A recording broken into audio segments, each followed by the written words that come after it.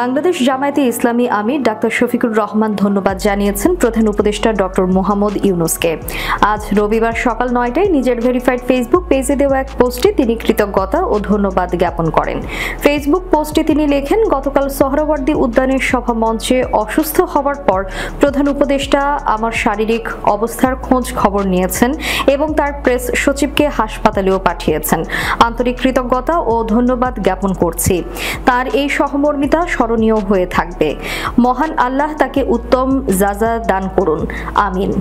এর আগে গতকাল শনিবার বিকেল 5:30টার দিকে সোহরাওয়ার্দী উদ্যানে জামায়াতে ইসলামীর সমাবেশে সভাপতির বক্তব্য দেওয়ার সময় হঠাৎ অসুস্থ হয়ে মঞ্চে পড়ে যান দলটির আমির শফিকুর রহমান।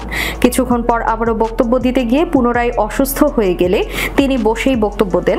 পরে চিকিৎসকরা তাকে হাসপাতালে ভর্তি করেন। এরপর রাত 9:15 তিনি হাসপাতাল থেকে বাসায় যান। উল্লেখ্য, গতকাল হাসপাতালে বিএনপি মহাসচিব মির্জা ফখরুল ইসলাম আলমগীর জামায়াতে ইসলামী আমির ডাক্তার শফিকুর রহমানকে দেখতে গিয়েছিলেন। এ সময় বেশ কিছুক্ষণ তাদের একসাথে দেখা যায়।